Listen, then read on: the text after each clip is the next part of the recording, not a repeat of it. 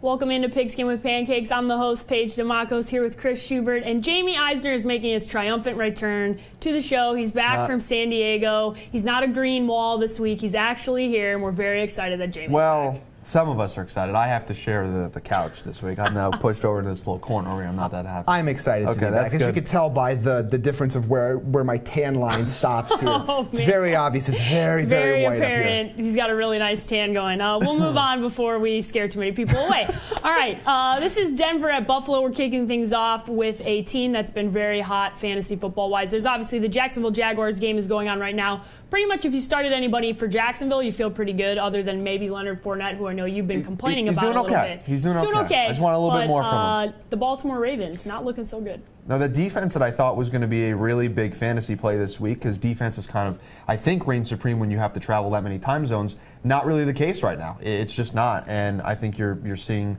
Jacksonville do something that I don't think any of us expected, putting up a 23 spot in the first half. Yeah, apparently Blake Bortles is a good quarterback when he goes across the country. All right, we'll start off with Denver and Buffalo. The Denver Broncos have been kind of the surprise offensively because of a guy named Trevor Siemian and what he's been able to do. Two very good football games for him, not only in real football but in fantasy football. He's been able to put up some serious points thus far. So let's start out with Denver. What do you guys like thus far on Denver's side? You're back. I'll let you start. I mean, I'll start with Siemian. I think he is a decent option for you from time to time. He showed even last season that he can have these multi-touchdown games that really can propel your fantasy team, usually in a bye week. I'm not sure you're going to start him on a week-to-week basis, but I've liked what I've seen from him so far, Chris. Let me ask you this, and this is for both of you. If you're in a two-quarterback league and you have to make a decision, is Trevor Siemian at the point where you're looking at where the matchup is, you're looking at who he's playing, and you're considering him for your second quarterback spot? Is that where we're at with Trevor Siemian right now? I would say he's competing for #1 spot, quarterback. So he's a guy that you more than likely are going to have in your lineup in a 2 QB league. That's where we're at with Trevor Siemian. 100%. I mean, that's a conversation that I didn't think we were ever going to have with Trevor Siemian, and we're having it with him. No, the reason we weren't having it is because Denver was trying to make Paxton Lynch a thing as long as they possibly could, and then Trevor Siemian won out the job, and now he looks like the guy there, and he's putting up QB1 points, not QB2 points, QB1 points. So I think as long as he's in there, you feel confident starting a Demaryius Thomas, you feel confident starting an Emmanuel Sanders. C.J. Anderson's kind of had a little bit of a revival. So overall, offensively, they look much better. You mentioned Demaryius Thomas, and I actually looked this up, and it was really interesting. Over the first 2 games of the year, he's got 8 targets. And he's been consistently the safety blanket, the trusted resource for Trevor Siemian, yet hasn't had that big explosive game that you expect from him, nor does he have a touchdown. So you're always playing Demaryius Thomas because of that big playability, but through 2 weeks of the season, he's consistently the guy that Siemian turns to, but he hasn't had that big game yet. But he will, and I think right now, especially early in the season, you want to focus on the process as well as the production. I mean, right now, like J.J. Nelson, for example, is the #3 wide receiver in fantasy football. Sure. I don't think any of us believe he will finish there. The process matters. We know what Demaryius Thomas can bring to the table. We've seen him perform before. And he's getting targeted. And if he continues to be targeted 7-8 times a game as he has early in the season, you will get the production you were expecting when you drafted him. So let's talk about the other team. This is Buffalo. They're the home team this week. Buffalo's been interesting. LaShawn McCoy has been a must start. He is our vanilla ice cream, as Chris and I talked about in our video. He's the guy who's consistently very, very good, just like vanilla ice cream, always good. So get yourself some ice cream today. But Shady McCoy, always very, very consistent. But we saw what happened to Ezekiel Elliott last week against this Denver defense. Are you nervous starting Shady this week, even though we've called him the consistent horse? I mean, you have to be a little nervous. Both of your reaction tells me you guys feel it's just a tough matchup. There's no scenario where I'm benching LaShawn McCoy. Right, but you don't feel 100% confident in the idea that he's going to have 150 yards and get in the end zone once. You just don't have that confidence in him. But I'm not going to be the guy that sits LaShawn McCoy down. I'm not going to do it because you probably drafted him, in the first round, maybe the second round if you got lucky. So you're not benching a guy that you drafted in the first or second round, but you don't love the matchup. No, but if you're looking for some hope for the matchup, you have a West Coast team going out east for an early start time.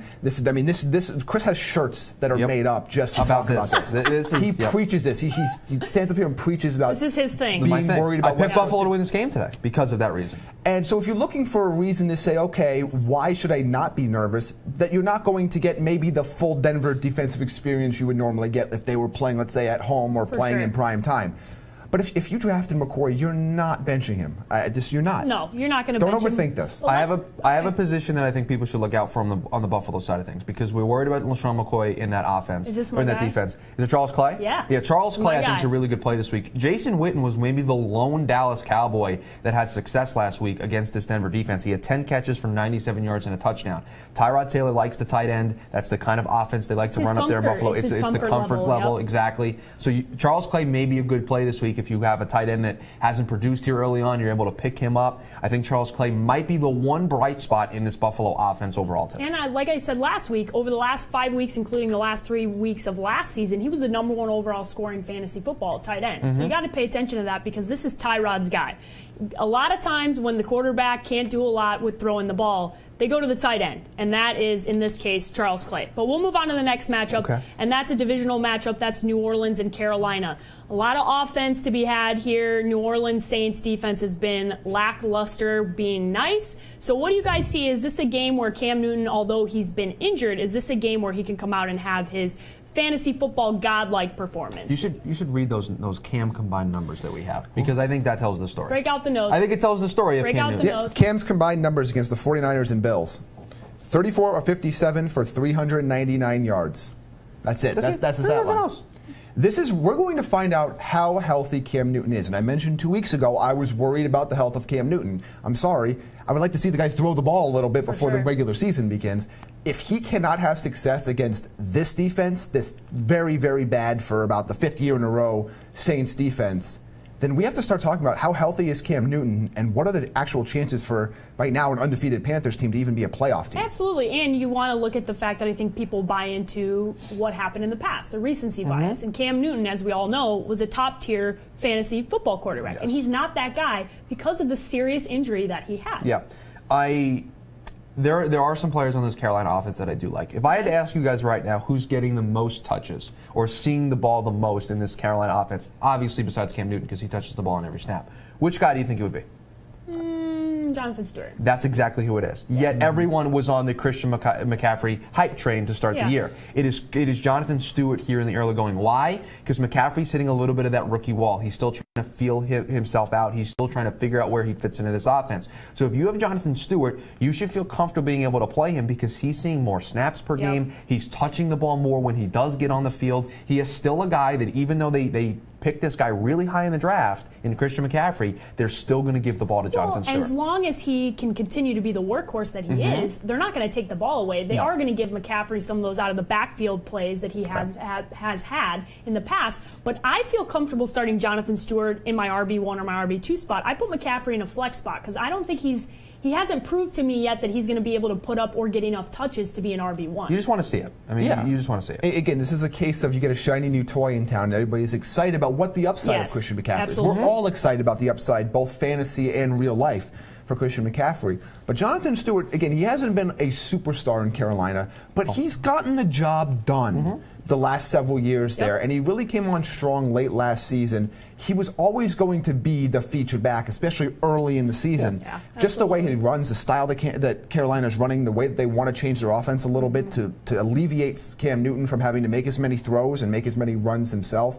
That all benefits Jonathan Stewart, and McCaffrey will get there in time. Well, and just to point that out, McCaffrey's seeing more snaps per game. I think I had that backwards earlier. McCaffrey's seeing almost close to 45 snaps a game. Stewart's only seeing 27. So Stewart's being more productive, and when he's out on the field, he's touching the ball more, but McCaffrey is out on the field more. So you're going to start to see it shift at some point. It's that slow progression. Right, but right now McCaffrey Stewart's being more successful because when he's out there, he's seeing the ball and he's coming up with big plays. McCaffrey owners in PPR leagues will be rewarded for their draft pick by season's end. All right, let's talk about in this specific game the AP owners out there. I'm speaking exactly to you. Right at the camera, talk right to them. Right at the camera. People, I told you before the season started not to draft Adrian Peterson because not only is he a running back over 30 years old, but he's in an offense where he's not going to be a featured back. Now, we knew that going into the season. Then Coach Sean Payton told us as much and said, I don't know why Adrian Peterson thought he was going to be a featured back like he was in Minnesota because they have Alvin Kamara, a rookie that they drafted, and they have Mark Ingram, who is their starting running back.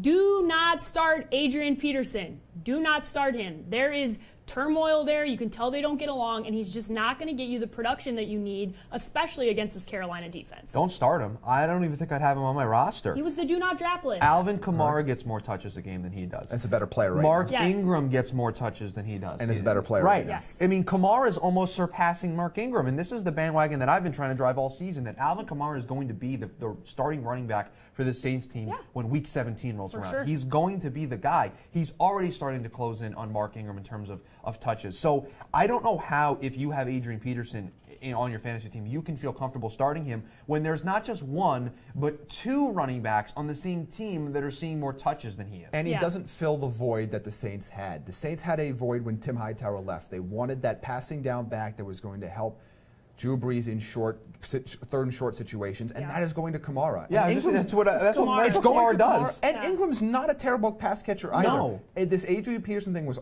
all name value the entire time. If you drafted him high, you're regretting it, and you're going to continue to regret it. Cut your losses. Okay, no way. Chris, I know you have something that you love here. Okay, this is something that Chris loves. Okay, we brought this from last week. So Chris, tell everybody about what's going on. First official Chris's crush is in this matchup this week. All right, Brandon Coleman of the New Orleans Saints is my crush of the week. And do you want to know why? He's seeing the second most snaps in this offense. And with Michael Thomas getting a lot of attention of the #1 corner, there you see him. Look at him. He looks so good. There he is in that jersey. He's had 4 catches, 82 yards, and a touchdown last week. He looks amazing. Man crush. Willie Snead, Man crush. suspension, right? Hasn't been able to play. So Coleman's getting more of the snaps. He had 6 targets last week, caught 4 of them for 82 yards and a touchdown, you just saw. They are going to need weapons outside of Michael Thomas. This is a guy that's available. The reason why he's a crush this week is because he's only owned in about 17% of ESPN leagues and 13% of Yahoo leagues. He's out there. I picked him up Thursday actually. I picked him up. He is available. He's a guy that it's a low risk, high reward type guy. And in this offense, where they're going to throw the ball a lot and they need pass catchers outside of Michael Thomas, this might be the guy. Chris's crush. His first official crush of the week, the man crush. Yep. That's Brandon a big Coleman. one. He loves this guy. All right. Moving on to Pittsburgh and Chicago. This game is going to be the tale of one offense and a team that exists in the NFL, and that is the Chicago Bears. All right? I can say that because I'm from there. The Pittsburgh Steelers are definitely a different team when they go on the road, and it is not to be. The Chicago turf does weird things. Turf monster. Yeah, Atlanta Falcons struggled there, but I do think that this is week 3 now, and Le'Veon Bell gets going, Big Ben gets going. They may not put up the numbers they put up at home because we know what they do at home, but this is a badder defense, a bad offense that literally only has 2 running backs left on their roster that they can play, and this is just a really, really good matchup for Pittsburgh. Yeah, it's a good matchup for Pittsburgh as a whole, although I'd be a little nervous if I was a Ben Roethlisberger owner, because my concern would be he has not been the same quarterback on the road as he is at home. He's a very average quarterback on the road. He's been okay against Chicago, so you're not looking at the particular matchup itself. But Pittsburgh away from Heinz Field, you never know what you're going to get. However, the volume play here, the volume guys, Le'Veon Bell, Antonio Brown, again, you drafted them, you're starting them, you're not worrying about starting them, you have no options. Those are you guys you're starting, and those 2 will have big days. I also think another receiver on that offense is going to have a big day, and I'll turn that over to Chris. Yeah, this is where I insert my rant about Martavis Bryant, because this is what I did last week on the show. I told everyone, play Martavis Bryant. Xavier Rhodes was going to cover Antonio Brown, which left somebody else open. Who did it end up being? Martavis Bryant. He had a big game, 3 catches, 91 yards, and a touchdown.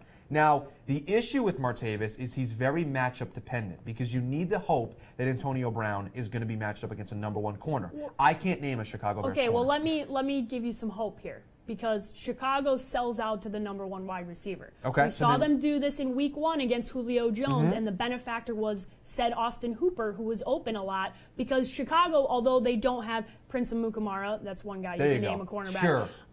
The Chicago Bears will sell out, and they shut down. I mean, Julio Jones, they had 66 yards. That's not a good game for Julio Jones. If they do something, I'm not telling you not to start Antonio Brown, but the Chicago Bears will sell out to that #1 wide receiver, which means Martavis Bryant's going to be great this week. And with Martavis Bryant, you really have to look at the team they're playing and the matchup, because this is a matchup where on paper you look at it and say they don't really have a shutdown corner, but as Paige mentioned, they do sell out for the #1 receiver, may open up some more opportunities. So Martavis isn't a play every week. He's a play if the matchup is right, and now for the second straight week, the matchup is right. You talked about Le'Veon Bell, and I want to just add something here.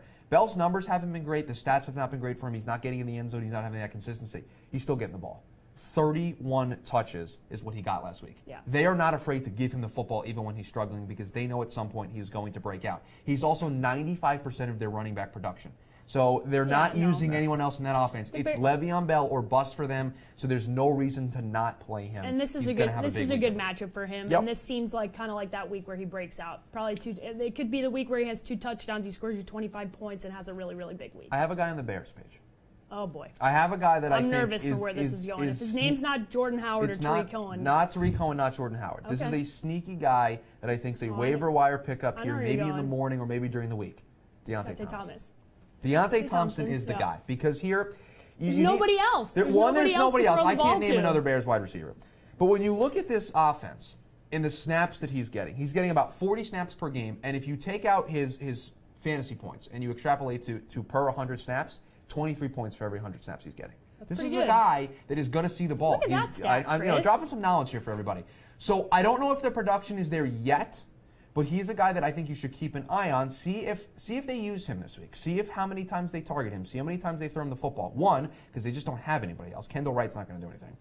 So see what they do with their offense. See if Thompson is a guy that they try to involve early on. I think he will be. And if he is, I think you can pick up on him because everyone's going to want to stay away from Bears wide receivers. But I think he can emerge as a guy there. I really do. Chris is not exaggerating. Cameron Meredith hurt. Sure. Kevin White out for the season. Bellamy hurt. They literally don't have anybody else to throw the ball to. So this is one of those things where you're curious. You go out and get him. You put him on your bench, and maybe, especially in a PPR league, you feel comfortable maybe putting him in a flex position. Yeah, and I think that's what you have to do with him. He's a pick-up, wait-and-see kind of guy. And this is where you win your fantasy league, by finding these guys, picking that guy up, and then hope he gets hot. I did that this morning. I had somebody in my fantasy league drop Kenny Galladay after he had a bad week. Yeah, and he'll probably have a big week Probably this have week. A big week. All right, let's get into that game. That's Atlanta versus Detroit.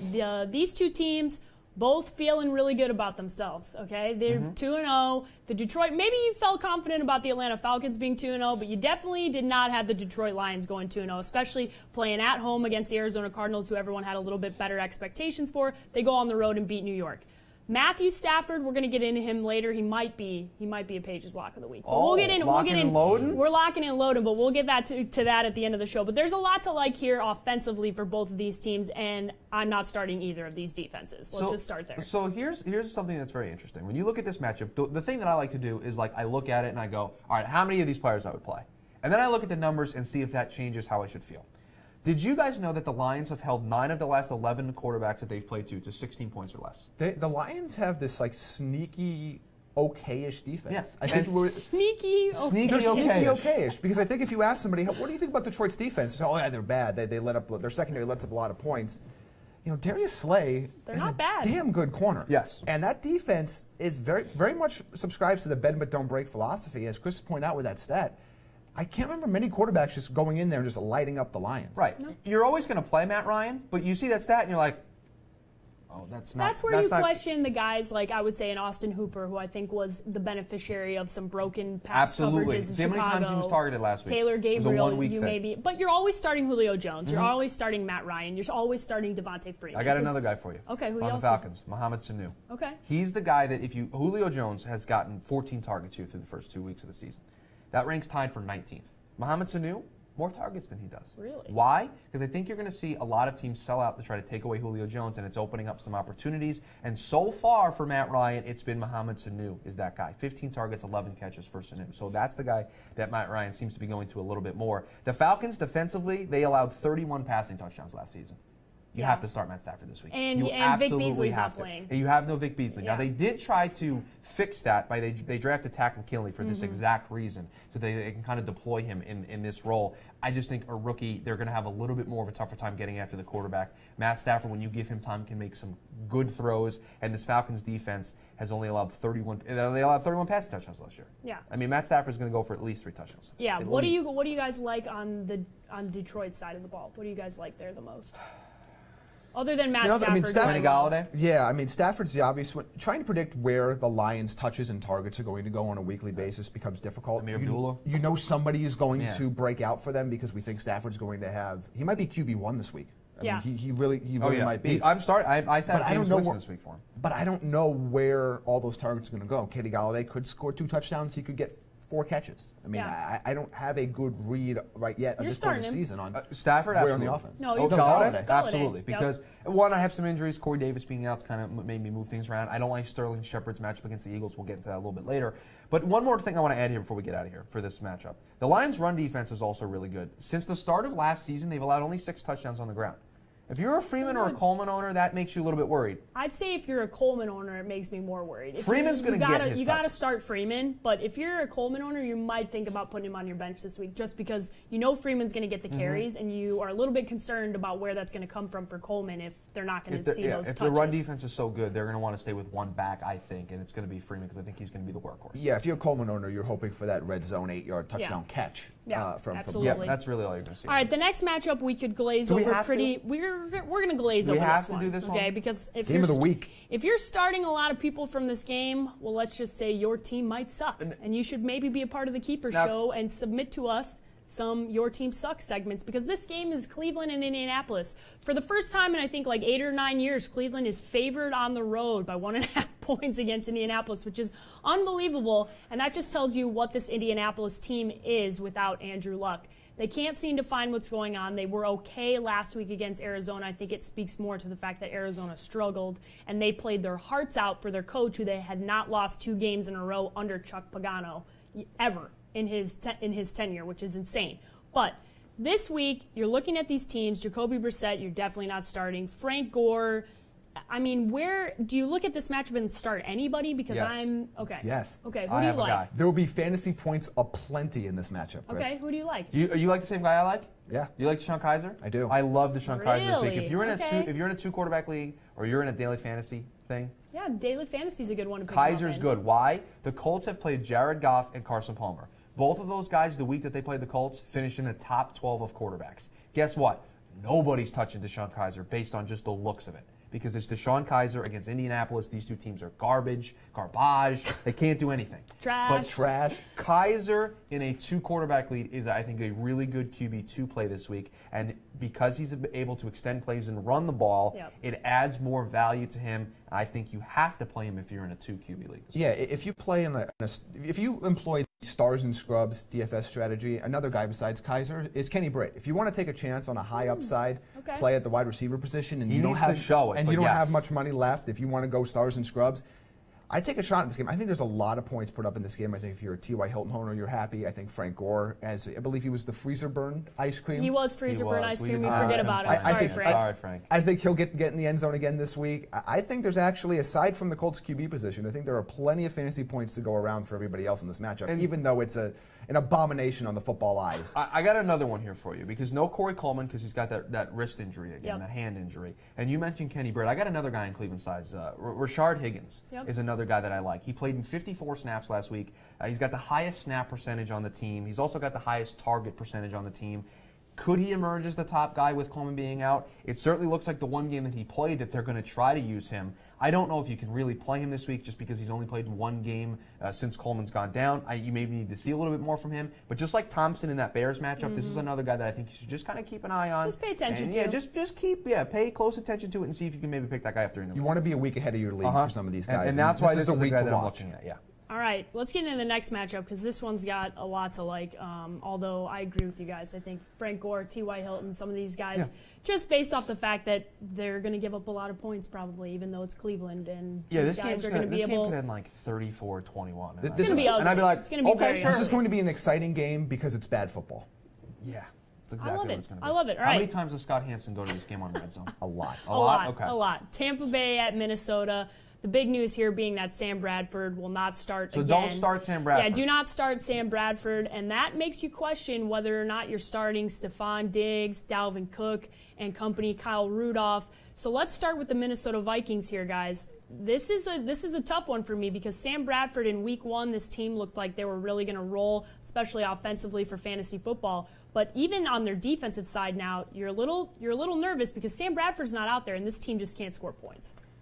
No, it's amazing how an offense can be derailed so quickly when you go to a backup quarterback in most spots in this league. Case Keenum is not good. And anybody who watched Case Keenum play the last ever is very aware of there's not much he adds to an offense. There's not much he brings that are going to put points on the board.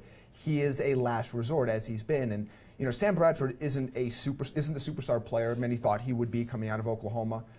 But he is a legitimate NFL starting quarterback, and more importantly for fantasy, he makes sure other stars on that team get theirs. Case Keenum just simply can't do that. Do you guys know that Dalvin Cook's numbers went down when Case Keenum played in Week 2? Stephon Diggs' numbers went down in Week 2. Adam Thielen's numbers went down in Week 2. There's only one guy whose numbers stayed consistent. And I know I say this all the time. It's Kyle Rudolph, the tight end. Yeah. Because when you have an inexperienced backup quarterback who can't sling the ball down the field, make those deep throws, who does he go to? The safety blanket. And the safety blanket in this offense is Kyle Rudolph. Yep. And he's maybe the one guy. I don't know if I can will myself to start him because I know Case Keenum is throwing him the football. But he's the one guy I take a serious look at this week from the Minnesota side of things and say, if there's going to be a guy that's going to get the ball thrown to him, it's going to be Kyle Rudolph. He's one of the most underrated tight ends in fantasy football. Yep, he absolutely. has top 5 upside both for this week and for the season, yet he's always drafted kind of in the back part of the top 10. Well, it's because I think there's just some Sam Bradford bias where there's just the expectations that Sam Bradford's not going to be good, yet he's a good quarterback. He is good, but we don't know when you have Mike Zimmer coming out and saying he might be gone for 1 week, he might be gone for 6 weeks. Paige, he's fine. Yeah, as Sam I Bradford is said, fine. we all know, as a female, I could say we all know what fine means, and it's sure not fine. Okay? It's not a good thing. Okay, Sam Bradford is definitely not fine, but Jamie, I know specifically you have something in this matchup that we're going to break out this week for the first time. Haters are going to hate. Oh, boy. And I hate Stephon Diggs this week. For many of you, he's your wide receiver 1. For some, he's your high-end wide receiver 2 that you feel excited about. I'm not playing him anywhere. How can you tell that guy to... How can you... I can't. Look at I him. can't. You're Haters going to hate You're him. not playing him this week? Poor Stephon. But I can't... Maryland product. I can't play him this week. Maybe as a flex, or maybe if you're in a 14-team league. But here's the deal. You see it up on your screen right now. Again, with any quarterback not named Sam Bradford, he averages almost Joe Webb's not walking through that door, guys. And 2 fewer receptions, fewer touchdowns, fewer yards per game. All of his numbers have gone down when it's been any quarterback that's not Sam Bradford. Any quarterback. It's going to happen again this week. He's not the guy you want. You want Thielen. His numbers are going to be down off his average, but if I'm starting a Vikings receiver, it's not going to be Stephon Diggs this week. All right. Who do you guys like Tampa Bay-wise? Because I think here, across the board, I think this is the week where I told you about Deshaun Jackson last week. I think another week where you're paying attention to him because Xavier Rhodes is probably going to follow our guy Mike Evans around. Although I love Mike Evans every week and you're starting him, this is a week where you think Deshaun Jackson maybe gets the ball a little bit more. This is a week where you have to look at your team and say, Mike Evans is not going to get me what I expect from him this week. And you need to put yourself in a position to where you have those other players that can have those breakout games. Yes. Because you're never not starting Mike Evans because you know what he can do when he's on. But this is a week where you can't go, oh, okay, Mike Evans is going to lead my team to victory. No, it has to be those other pieces. So Mike Evans is a play.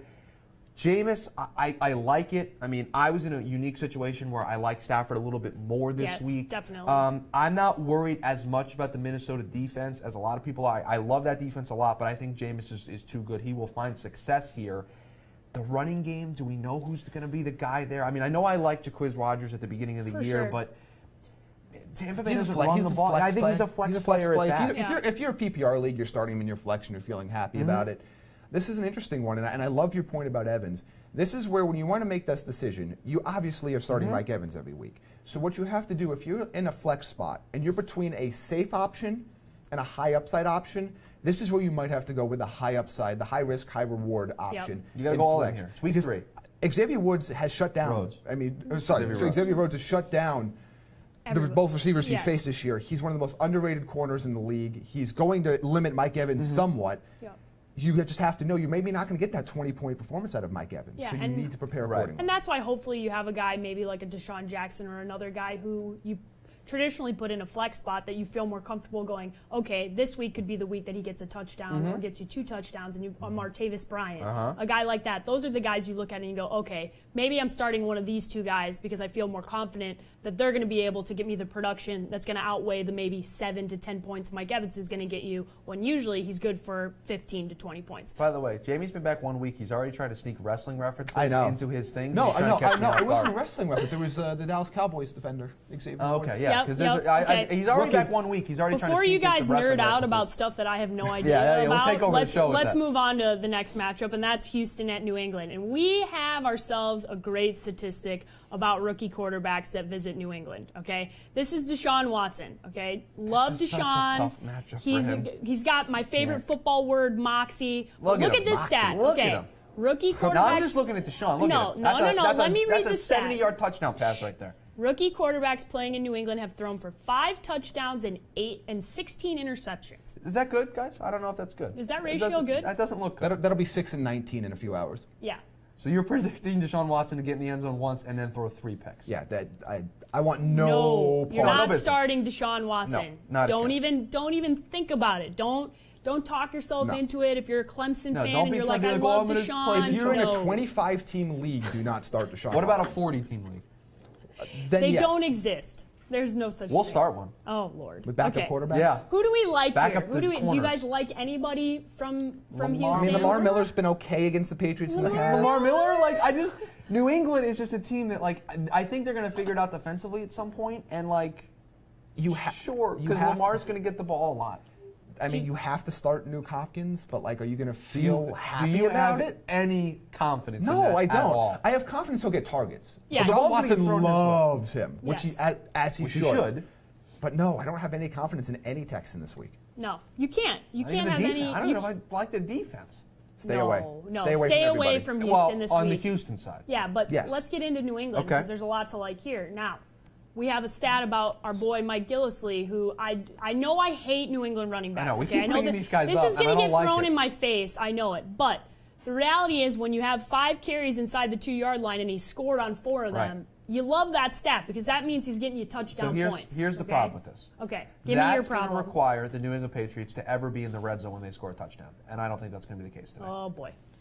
Big plays everywhere for New England. Let's not- Brandon Cooks, So are you a Cooks guy? 'Cause I'm not- 70-yard seam routes down. Oh, yeah. my I'm waiting This for is- Cooks. This is a big play matchup across the board. Cooks, Gronk, they're going to run all over the Texans. All over them. They're not going to get in the red zone. I'm not quite as confident in Brandon Cooks this week as you are, Jake but Arians calls you. What does he call I'm you? the hype. He's the hype train. train. Hype Chris train. is the hype train. Hype He train. drives the hype train. I'll drive the hype train. Let's This pump is our big brakes a little plays bit. everywhere. Pump the brakes. Everywhere. Pump the brakes. They're not going to be in the red zone. I'll take the Cooks, over yeah. on 0.5 red zone appearances for the Patriots. Yeah, today, by I'm the way. going to say that they're in the plays red zone. everywhere in this I'm going game. to say that they're in the red zone at some point throughout this game. All right, let's move on to the next game since we're starting everybody in New England. Everybody in New apparently, England. So Tom Brady's starting. according to Chris, Yep, yeah, you always everybody. start Play Tom Brady. everybody. Hopefully, we didn't need to tell you that. Miami facing off against the New York Jets. Whenever you're facing the New York Jets and you have a team, you have a player that's facing against this team, you feel really good. You feel really good, especially if you have a guy named J.J. You may even feel comfortable playing, and I'm going to pay me to say this, Jay Cutler. Okay, can I? Let's get into Miami. Can we get into this Jay week. Cutler here for a second? Yeah, go ahead. Because everything on paper tells me, look, you play Jay Cutler this week, right? Because he's playing the Jets are bad. But then there's this little part of my brain that goes, this is Jay Cutler, and this is the game where he throws all those interceptions that he shouldn't throw. It just feels to me, this is a gut feeling thing, but it just feels to me that this is the game where he throws a pick, and you're just like, Jay, what are you doing? That's the feeling I get that's from a this gut game. feeling. The problem is somebody on the Jets then has to catch the ball. Yeah. True, and I don't know if I think there's 2 parts to that equation. I don't think you're actively looking at, hey, I need to pick up Jay Cutler and start him this week. But No. if you're in a bind and you say, or you're in a 16-team or league, a 2-quarterback league, or a and you're 2-quarterback looking for a better matchup. Yeah, I think you take the shot here on, again, this goes back to, do you need a safe play or do you need a high upside play? And I think Jay Cutler this week might be the biggest high risk, high reward play from a starting quarterback. And the Jets are allowing the 3rd most points to fantasy quarterbacks. The Jets are bad. You got to feel confident. They're terrible. There's no. I don't need any more stats to tell them. The Jets are bad. We'll get into J.J. later because he might be in Paige's lock and load of the week. But is there any New York Jets that you guys feel confident starting? There's one that we have on our list here, and I don't even like it. I mean, if I had to. You have if I had Robbie to. Anderson's down here. If I had to. Jermaine Kearse, do we like him at all? No. He caught a touchdown last week, didn't he, against the Raiders? McCown has to throw the Please, football please don't. accurately for that to be the case, and I don't trust him. Just don't start any Jets. By the way, I know If you drafted a Jet, everybody's talking about Matt Forte's success against Miami in his career. Stop. Just Yeah, it's not the stop. same. It's not happening. Love you long time, Matt Forte, but dude, definitely not this year. You don't play any Jets this year. No Jets. Or Probably ever. shouldn't be. Yeah, or ever. Just shouldn't have drafted him. Not until they get Sam Darnold. The New York Giants, a huge disappointment thus far, especially offensively. When you were talking Super Bowl aspirations for this team, and offensively you have guys like Odell Beckham Jr., Brandon Marshall, Sterling Shepard, Shane Vereen, Eli Manning, and you're going, wow, a plenty here, fantasy points. No, hasn't happened, and I'm not starting any of these guys until they prove it to me. Odell Beckham Jr. had 34 yards last week, and I know that he's still not fully healthy, which makes you nervous. They're playing a Philadelphia team who has proven to us that they're a little bit better than I think everyone thought they were going to be, and Carson Wentz has taken a step forward. So this is a divisional game. It's on the road. What do you guys expect from the New York Giants? I'm going to say something out loud that I never thought I would say. Oh, boy. Oh, God. In a matchup between Eli Manning and Carson Wentz is the better quarterback play. Yes. But neither are good this week. No, I don't like either, good. but Carson Wentz is the better quarterback play. Yeah. That's shocking to me. Eli they can't protect him. It's not Eli's fault that his offense is a turnstile. No. His offensive line's a turnstile. The gazillion turnovers each week are his fault, and it's something that you always have to deal with when you roster Eli Manning. Mm-hmm. Is it possible, though, that Odell Beckham is the only Giants player worth starting today in a standard league? I would say yes. I would think he 100% agree with you, yes. Because he's Odell, and you and gotta the running start game there has been garbage. Yeah. I think they're at a point where they may just abandon the run, because if they're not able to protect Eli, they're not going to get anything established on the ground. Well, they're not good at it anyway, so. At this point, when you've seen 7, or this would be their 8th straight game where they can't score 20 points, you do not feel confident starting any of them offensively. Odell Beckham Jr. is OBJ for a reason. He's a top-tier, top 3 wide receiver in the NFL, and if anybody is going to get the points, you know it's going to be him. But I'm with Jamie. The only person on the New York Giants that I feel comfortable starting this week is Odell Beckham Jr. Can I give you a sleeper Giant to keep an eye on? Okay. Evan Ingram. Okay. The tight end that they drafted out of Ole Miss. He's got to catch the ball first. He does have to catch the ball. You want to make Evan Ingram a thing so bad. I really this year. do. Because So I bad. think he is going to have to be the guy there, because I don't know if Eli's going to have time to throw the ball down the field.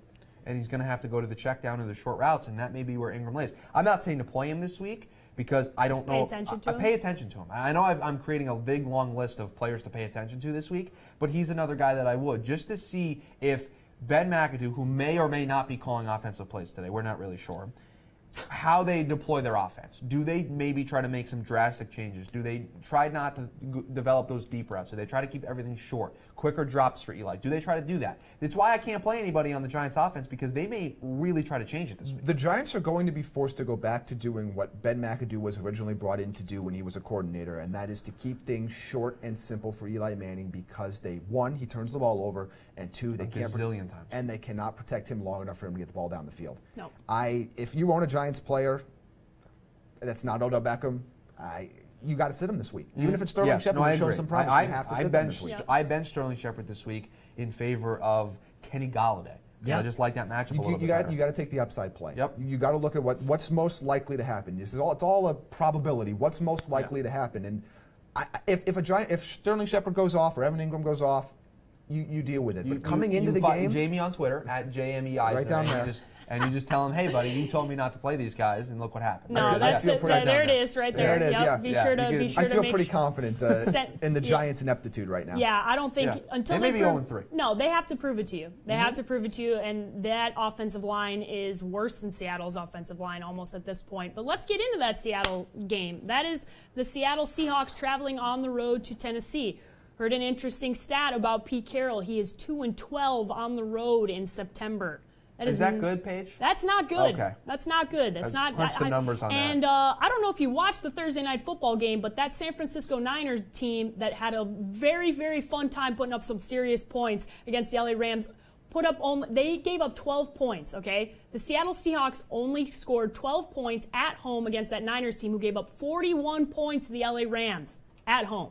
What do you guys like about, because Seattle's defense I love, but on the road, they haven't proven offensively that they can do anything, and Russell Wilson at this point is becoming part of my do not start list. The similarities, the parallels between the Giants and the Seahawks are just striking. Yes. These are what happens when you have two otherwise good Super Bowl contending teams that are so bad in the trenches on offense, they just can't keep their quarterback upright. It's amazing. If you ever wondered what the importance of having a strong offensive line means to a team, look at Seattle, look at New York. Look at the defensive players on their team. Look at their playmakers on the outside. and you say, why aren't these teams having success right now? It's because they don't have a running game, and they don't have offensive line play that's even close to league average, and those are not mutually exclusive of each other either. No, absolutely not. But let's talk about Seattle's defense a little bit, because Seattle's defense is very good. They're very good. And they are the 4th fewest fantasy points against quarterbacks. So you look at this matchup, okay, 4th fewest points against quarterbacks. That's what I was looking for. Seattle's defense is very good. Okay, they're very good. And I know you guys love Mariota, especially Chris. Marcus. I know you love Marcus, but they didn't look so good at home against the Raiders. And I know the Raiders are totality a better team, but I look offensively at what they're going to be able to do this week, and I think the Titans win the football game, but I don't think that it's going to be a big offensive game for them. This is why you got to play Derrick Henry this week, and I will continue to ride this bandwagon as far as I can take it. I know DeMarco Murray is probably going to play this week, but that hamstring injury, it's something that can just crop up at any time, and he may not be feeling 100%. And I look at Derrick Henry, and I see the success that he had last week coming in relief for DeMarco Murray. He had a huge game, 14 carries, 92 yards, a touchdown. I think I've been saying it all week. Derrick Henry is going to be the guy here sooner rather than later, and I think you're going to start to see them use him more and more. And this, I think, is a perfect matchup for him to kind of break out, because they're going to need him to establish the run, to open up the play action for Marcus Mariota, because I think that's where a lot of his success is going to be. I don't know if I can sit Marcus Mariota, just because I think he's a top 10 talent in terms of fantasy quarterbacks when he is on. But Derrick Henry is a must-start this week. I think he's got huge upside. Yeah, this is not so slowly becoming Derrick Henry's offense, and I think that's only going to continue through the rest of the season. And I will continue to profess that Marcus Mariota is a better real-life quarterback than fantasy football quarterback. But if you drafted him, it's unlikely you have a better option this week. You guys feel comfortable starting anybody offensively? That Seattle backfield I'm staying far away from? Maybe far away from. Again, you need high risk, high reward Carson in your flex, but I wouldn't expect much. Lockett, do you feel comfortable? I mean, no. Doug Baldwin, Tyler Paul Richardson Lockett. caught a touchdown the other day. Yeah, I mean, but at this point, offensively, you probably went on and got Doug Baldwin pretty high. Do you feel? No, I don't. No, you're not. Russell Wilson's running for his life every time he touches the football. Yeah, and especially on the road, I just don't have any confidence in this team going forward. On the Tennessee side of things, I do like Eric Decker this week with Corey Davis being out. I think somebody's going to have to step up, and I think everyone's going to be like, oh, it's going to have to be Delaney Walker because that's who it was last year. Keep an eye out on Eric Decker as well. And if it's not Decker, I would be worried as a Decker owner. If this doesn't break out, you got to potentially move on. This is where if he doesn't perform this week, he's the guy you drop for one of the waiver guys Chris says to keep an eye on this week. Yep. All right, guys, let's move into Cincinnati at Green Bay. The Cincinnati Bengals have not scored a touchdown. They played 2 home games, and Andy Dalton did not throw 1 touchdown. That's a big concern if you drafted Andy Dalton, because in the past, Andy was a pretty good fantasy football quarterback. Not so much this year. Obviously a big concern if you have A.J. Green, Joe Mixon, pretty much anybody in this offense. Tyler Eifert is not going to play this week, so make sure he's not in your lineup. What do you guys like? Let's start with Cincinnati, because we know about Green Bay. But do you feel comfortable at all with anybody in Cincinnati, because they have not been able to click at all offensively? Everybody on earth is telling me that this is A.J. Green's game. Not a chance. This is A.J. Green. He's going to get 200 yards today. I know Green Bay's secondary isn't very good. I know A.J. Green is an elite talent. Yes. But, boy, I need to see something from Andy Dalton before I press any wide receiver is going to be an elite option for fantasy. Jamie, Green Bay could put 3 defenders on A.J. Green. I don't know who else is going to catch the ball for Cincinnati, and that's the problem. If there's nobody else in Cincinnati that can catch the football, Green Bay can sell out to taking away A.J. Green, and then what? If you're an A.J. Green owner, and then what? He's going to see countless double teams tonight. He's going to see, it's just not a good matchup for him. We should have just inserted a cricket sound there, because I'm not paying anybody in Cincinnati. Nobody. No. Nobody. Cincinnati's bad. They just fired their offensive coordinator. I will preach patience with Joe Mixon. Yes. Wait, and that was always a wait-and-see play. That was always a back half of the season play. That's somebody you don't drop. Yeah, keep him on your roster. Yeah. I don't think he has a good game today. I don't think you start him today. But keep him on your bench for at least a few more weeks. If you're in a deep a PPR league, Joe Mixon might be a guy you look at. A.J. Green, because he leads with 18 targets, 10 receptions, and 141 yards. He's still getting the ball. Andy Dalton is bad. I understand, but if you're playing in a PPR league and you need a flex position guy, he's at least he's going to get thrown the ball. Agreed. So you're not starting him. He's not going to get wide receiver 1 numbers. Well, it's what we talked about with Mike Evans and Antonio Brown. You have to play them, but just make sure you set up your team in a way that that's not the guy you're counting on. Yeah, for you this better week. not be starting. You better not be counting on A.J. Green. Because if you that's hard. Not a good, Let me not just a good way to spoiler win alert. football games. You're going to lose this week. Also, if for some reason you still have Andy Dalton in your lineup, stop. Don't stop. Just stop. Don't. It's not going to happen this week. And Threw 4 picks in week 1. Green Bay had a tough matchup when they went to Atlanta and played. Although fantasy-wise, they kind of rode the wave, and the second half was better. You're always starting Aaron Rodgers. Ty Montgomery, you love at this point, and I think we're a little nervous, and where I've gotten the most fantasy questions about is Jordy Nelson's health. What does that mean for Randall Cobb, Devontae Adams? Randall Cobb's also injured, so the only guy that's healthy here fully is Devontae Adams, and he might be a lock of the week. We'll get it to at the end. That's a wink. I know. Wink and point. I think Jordy's playing this week. Yeah, yes. he was a full participant in practice late the week. Not fully healthy, but playing. But guess what? Aaron Rodgers is going to throw him the football. Oh, always does. I mean, he's going to get the ball thrown to him. And I think Ty Montgomery, where his value gets a little bit more added, is because he can catch the ball out of the backfield. So maybe his usage goes up with Randall Cobb and that shoulder being in question. I think you have to play Adams. I think you have to play Adams, more of a flex play, one of those high upside guys. Jordy Nelson's a must start because you probably drafted him really high. Montgomery's a running back that you probably drafted high. I get him in there. I think he's probably the top of the running back twos, the back of the running back ones right now. I got a stat for you on Montgomery. Please, I got a stat for you on Montgomery. Okay, according to Rich Highbar of Roto World, 31.7% of the targets against the Bengals in Week 1 and Week 2 came to running backs. So what does that mean? Ty you feel Montgomery. Very comfortable starting your boy, Ty Montgomery, this week. He better be in your starting lineup because he's going to have himself a big week at home in Green Bay against the Cincinnati Bengals team that has no identity. Zero identity. They do not know what they are as a football team. I know what they are. Bad. I just want to give everyone an update. Jamie will give you I know what their identity is. They're not a good football team. That's their identity. Jacksonville's up 37-0 on Baltimore right now. Just a quick update on 37-0. how if you're the Jags defense, you're feeling pretty good. Chris? Yes, please. So are the Ravens still an elite defense? The Ravens may be falling out of the elite defense category. I just want to let you know. Because if you let Blake on a Bortles, neutral field, that they've allowed 37 points in the third quarter to the Jacksonville Jaguars. Chris loves the word elite. I do love the word elite. He loves it. And throws it around a little bit. There may be a better defense on that field than Baltimore's. That's what I'll say. Okay, moving on. Kansas City at the Los Angeles Chargers. Feels weird calling them the Los Angeles Chargers, especially since the NFL now kind of want to move some back to San Diego. They might be coming back. They might be going back since they're playing at a soccer stadium with 27,000 people. 90 days. That's a whole bizarre situation. Is it a 90-day return policy to return them back? What does Phillip Rivers do with his tricked-out car then? Okay, we'll just go over to YouTube since I can't even get out what I wanted to say. But we're talking about the Kansas City Chiefs first, not about the LA Chargers. The Kansas City Chiefs love Kareem Hunt, love Alex Smith, love Tyreek Hill, love Travis Kelce. All these guys thus far, the crushing love is the kind defense. All of it. Start all of them. Every Chief possible play them. Well, not every Chief possible, but the ones that Paige named. Start all of them. I don't think you need us for that. Start all of them, and you'll be happy. I hope that we didn't need to tell you to start all those guys. But Kareem Hunt, you should probably play him. Yeah, those guys you. But when we look at Los Angeles, they've been. Phillip Rivers is always one of those guys who's better fantasy quarterback than in real life quarterback. They've lost 2 very close games to field goals, so they haven't been playing very bad. But this is a tough matchup for them because this Kansas City defense is so good. It is. It's a great defense, but I'm very confident in Keenan Allen, and I think a lot of people. This is where we talked about Xavier Rhodes earlier about following him. This is not going to be the case with Marcus Peters. Marcus Peters doesn't follow receivers. Keenan Allen is going to play a lot in the slot, and Keenan Allen is going to take more snaps away from where Marcus Peters will cover than most receivers do that are number 1 receivers. So you should start him with confidence. Everybody else, I'm not sure I love Phillip Rivers in this matchup. Hunter Henry, I'm never playing.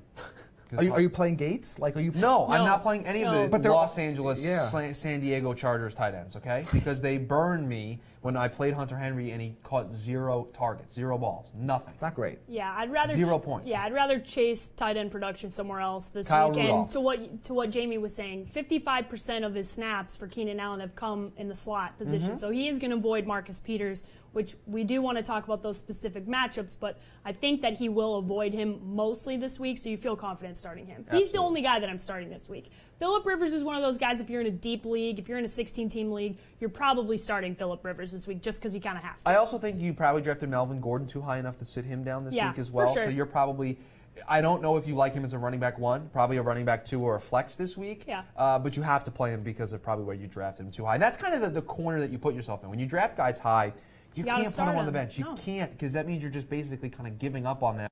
And I don't think Melvin Gordon's a guy that you can give up on here this early. And with a guy like Gordon, there's always the potential touchdown upside. And if he gets you one score this week, it kind of justifies his spot. It will make up for whatever else you lose. All right, the Raiders at Washington. The Oakland Raiders, a lot to love with this team. Obviously, they have been playing very, very good football, but they are going on the road for Sunday Night Football, a primetime matchup. The Washington Redskins went across the coast and got a win last week. Offensively, this is where you look and you go, okay, a lot to love. Both teams, I feel pretty confident in a lot of teams, but let's start with the Raiders because overall, I know there's one guy that Jamie really, really loves, and he was spot on at the beginning of the season. That's Amari Cooper. Yeah.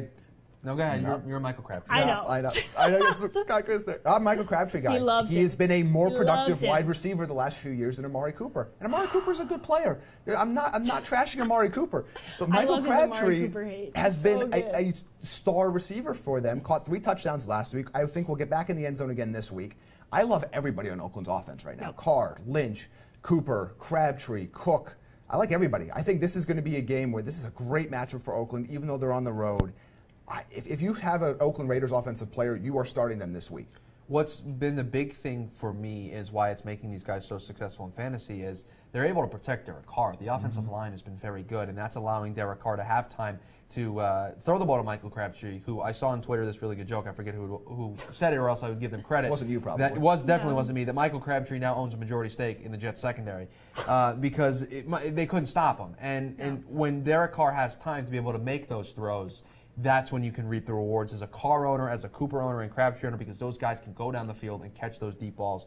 And the running game, Marshawn Lynch, he's going to be the guy late in the game. If they're trying to run out the clock, he's going to get carries. He's always he can always break one off for 60, 70 yards. Beast mode. Beast mode. And you know, I just love this matchup, just like you said, Jamie, for everybody on the Oakland side. Yeah, Jamie needs a man crush for his boy, Michael This is not a haters going to hate situation. No, he's a hater on a little bit of Amari Cooper, but that's okay. Yeah, that's I don't know why. Amari Cooper didn't do anything to you. No, but let's talk about the Redskins. Let's talk about the Redskins because Kirk Cousins has disappointed the past 2 weeks, but he is one of those guys that can put up big fantasy football numbers. But the Oakland Raiders defense is no joke, and this could be a tough week for him offensively. So what do you guys think about Kirk Cousins? Josh McCown had some interesting success against the Raiders defense, which would make you think that bodes well for Kirk Cousins. Here's the problem.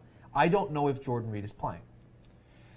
No, and I would venture to guess. If I had to guess right now, he won't be playing. Yeah, that's I think my you need to guess adjust as your well. lineups accordingly. And also, if you drafted Jordan Reed, you know what you're getting. Yeah. And it's this. And I think a good suggestion here for those guys, if you do have a Jordan Reed, you got to have a backup plan like a Jared Cook from the Oakland Raiders, because if you go into this matchup with no tight end, you could very easily find yourself with no fantasy football points if Jordan Reed does not play. Charles Clay. I mean these are Eric Ebron, Charles Clay, Kyle Rudolph. The tight ends options are here. If you want to wait and see here, if you want to wait and see for Sunday Night Football, that's tough. You got to take Cook. You got to take Cook. This is the situation you put yourself in when you have players that play on Sunday night. Yep. Also, absolutely. the Jags are running up the score on the Ravens. They just ran a fake punt. It's now 44-0. It's 44-0. Leonard Fournette got in the end zone. He's got 17 fantasy points. Chris is happy. Put him Do in your the happy league. dance, man. You got but yes, I'm up 17-0. To Paige's point, if you do want to wait and see on Jordan Reed, he's not going to play. But if you want to wait and see, you have to take Cook because your other options at that point are Jermaine Gresham. Yeah. And good luck with that. Let's move right in. Time Arizona used the tight end. Yeah, let's properly. move right into Monday Night Football. That is the Dallas Cowboys visiting the Arizona Cardinals here in Phoenix, Arizona. Obviously, we just mentioned Jermaine Gresham. If you're hoping that Jermaine Gresham is going to... If you're hoping Jermaine Gresham's going to save your week, don't do that. Just take the L and move on. Yeah, Dallas had a rough week last week. Ezekiel Elliott, Dak Prescott both had tough weeks for them. The only bright spot there is the guy, Jason Witten. Every week, I'm going to continue to tell you, always start Jason Witten. The guy always gets the ball, and Dak Prescott, that is the only guy that he trusts. Now, there is an interesting stat about Patrick Peterson and Des Bryant, which the last 2 times that these guys have met up, you think You think Patrick Peterson's gonna take him out, but not quite. Throw up the X? He's throw up the X. Is Dez gonna throw up the X? Dez has scored a touchdown the last 2 times he's faced off against the Arizona Cardinals and matched up with Patrick Peterson. So if you're a Dez owner, that's at least somewhat comfortable. And he's gonna have to, because I don't know anybody else on Dallas in terms after Jason Witten that's gonna catch the football. I mean, Cole Beasley in the slot, he's gonna create some trouble, but I have a feeling that's where you're gonna see Tyrann Mathieu get used. I think you may see Hassan Reddick or maybe even Deion Buchanan kind of be in that role. And those are very good defensive players that can take away a Cole Beasley type. So Dez is going to have to be the guy, and you drafted Dez highly, so you're going to play him. But you don't love looking across the field and seeing P squared. You just don't like it. If you love narratives, if you're a big fan of them, I'm not. This is the Monday Night Football game for you, because this is the Dallas Cowboys are angry, and they're going to show that, no, you did not find the formula to stop us. This was just a one-week blip, what happened last week against the Broncos. I think it's a big game for everybody in the Dallas offense. I really do. I think Dak Prescott has a very strong game. You're starting Elliott. You have to start I know Zeke. he had the awful game last week. It's not going to happen again. You have to start him. Jason Witten is going to be the star of this game. Jason Witten's going to have more fantasy points than any other player in this football game. Also, the Cardinals just let Jack Doyle, Jack Doyle go 8 for Stop. He's a person. He had 8 receptions for 79 yards, and that with is Jacoby good. Brissett throwing him. Yeah, exactly. Jacoby Brissett and Jack Doyle. Don't get me started. So the Arizona Cardinals gave up some serious points to the tight end. So you feel very confident starting. You should always feel confident starting Jason Witten, but especially this week. Now let's go to the Arizona side of the ball. Okay. Carson Palmer. This is my last week with you, bud. Oh man, okay? Hold on. You're on. You got to if you're going to do it, you got to put him on notice, and then you put him on notice. Okay, Carson, you're on notice. There bud. it is. That was a 10 out of 10. Here's the thing. I trusted you for the last 2 weeks, although he's been having a rough start. And I know David Johnson went out, but I cannot count on you as a fantasy owner. Now, he's my backup quarterback, but I felt confident against Indianapolis, and I'm like, oh yeah, perfect matchup to put Carson in. Yeah, not so much. Hopefully, this is the week that Carson Palmer gets it together for the Arizona Cardinals. And if he doesn't get it together as a fantasy owner, this is where he's going on the drop status. This pains me to say, but if you're in a standard league, you should start exactly 0 Arizona Cardinals this week. Yikes. J.J. Nelson included. Wow. 0 Arizona Cardinals. Wow, that's a hot take. You have a speed receiver who is hobbled right now. And I guess somebody is legally obligated to catch passes for the Cardinals this week. I think so. No, I'm not starting any. If I'm in a standard 10-team league, I am not starting any Arizona Cardinal this week. Palmer maybe in a 2 QB league, or in a 16 or 18 team standard league, but that's it. I'm not starting any Cardinals. What about the 25-team league? This is my only clause with Carson this week. The Dallas Cowboys just got shredded by Trevor Siemian. Okay, they're angry though. Narrative. Also, the Arizona Cardinals are back home. This is their first game where they're not traveling on the road. They do play well in prime time. Okay, they have played well in prime time. So this is the week where I'm like, okay, that's why I said, Carson, you're on notice, buddy. This is your week. You got this week, and that's it. And unlike Jamie, I am starting J.J. Nelson, but that's because I'm in a PPR league. So I feel confident starting J.J. Nelson because you have John Brown, who's going to be out again this week. I start Larry Fitzgerald in a PPR league because I think he's going to have a bounce-back week and start and have some good touches. But John Brown, I'm not playing, and I'm staying far away from that backfield because they have no idea what they're doing with that backfield, and it's going to be running back by committee. It's a merry-go-round. You just don't know where it's If you have to pick a Cardinals running back, I think it's Chris Johnson this week. That would be the dart that I would. But don't. No, it's not gonna. It is not gonna end well for you. It's not gonna be very pretty. But let's get into a couple questions that we got. Oh, Twitter questions. This is where we kind of embarrass ourselves because we give people advice, and if we're wrong, well, you embarrass yourself. Fair enough. We should just go there. Okay, this one comes from Super Mario on Twitter, and he wants to know. This is a great question because I was thinking about, and I almost asked you guys while it was happening, but Mariota versus Seattle this week, or Jay Cutler playing the Jets. I know where I would go, and I don't feel good about it, but I have to because of the matchup. I don't want to be the lone guy here, but I'm taking Mariota. Yeah, I'm going to be the king of the qualifier. Again, this is going to be a common theme. If this is where it goes back to, do you need the high upside play? I think Mariota is the safer option. If I say, hey, I need 12 to 16 points to win my matchup this week, you start Mariota. If I need 20 to 25 points to win, I start Jay Cutler, and I take the chance because I think his upside this week in that matchup is higher than Mariota's. Okay. I'm taking Mariota.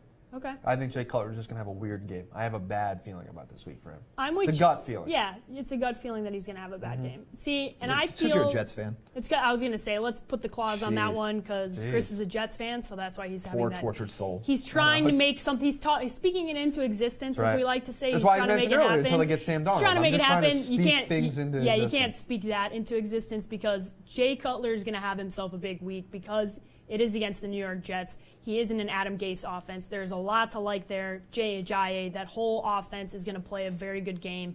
I think they're a little bit better than people want to believe that they are.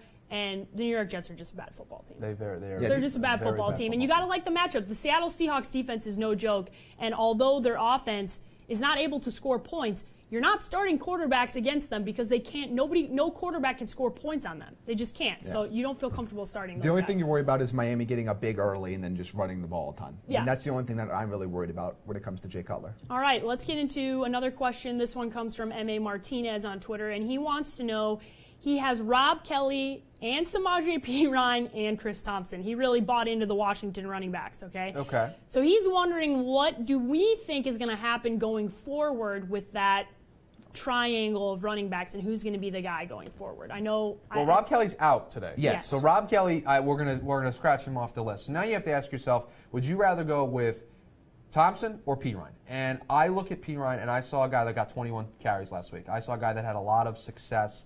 I know Thompson's probably the better PPR play because he may catch the ball a little bit more out of the backfield. But I like Perine. I've been on this since the beginning of the season. I think he's a higher upside guy, to use Jamie's phrase. I would go with him. If you're looking for a replacement to Kelly, it is Perine. I think Chris Thompson's role is going to stay virtually the same this week as it did last week. Yep. You're in a PPR league, you really like him as a flex play. He's going to catch a ball in the backfield. But if you're looking for a replacement on the ground, it's going to be Perine replacing Kelly, not the other way around. All right, this one comes from Unger95 on Twitter. He wants to know a better flex play. Zach Ertz, Tyreek Hill, Jordan Matthews, Jermaine Kearse, or John Brown. Pick two in a PPR league. Okay, so Tyreek and Ertz. Tyreek is one, easy. I hate Zach Ertz. Ertz owns the Giants. Yes, he does. What are the Giants? Can we read the options again? We just jumped names out there. Yeah, because they were the right names. Tyreek Hill, Jordan Matthews, Jermaine Kearse, or John Brown. John Brown's not playing. So you take him out. Jermaine Kearse is a Jet. We talked about that earlier. That's against the rules. Jordan Matthews, no. Jordan Matthews, no. So yeah, I would agree. Tyreek Hill and Zach Ertz are the two there. 19 catches, 282 yards in his last 3 games against the Giants. Start with confidence. Confidence. You know what, Jamie? We're going to need to build you a confidence meter. Yes. And on a 1 to 10 scale, you tell us how much you want to play. 100%. This one comes from 4-Year Puma on Twitter. Kenny Stills or Tyrell Williams, fantasy football, and then it says help at the end. Kenny Stills? Kenny Stills or Tyrell Williams? This hurts because Tyrell Williams, I think, is very underrated to this day. But his upside is low. He's a high floor, low ceiling. And I think Kenny Stills has got a higher ceiling. So this is going to go back to what king of the qualifiers. What do you need? If safe play, Tyrell Williams will get you that 4 to 5 catches for 70 to 80 yards. You may play Kenny Stills and he may get 1.8 points. I mean, it's just possible. I'm going to go with Kenny Stills. All right. I'm going high upside this week. Okay. I'll go Stills as well. I think you want high upside in your flex position. All right, Tyler Gonzalez, 23. This one's specifically for Jamie. Okay. Who do I start in the Raiders, Cooper or Crabtree? Oh. Come on, ask me. You know what he's going to say. Think about this. It's Michael Crabtree. Michael Crabtree has been the more productive football player since Amari Cooper came into the league. Hate to break it to everybody.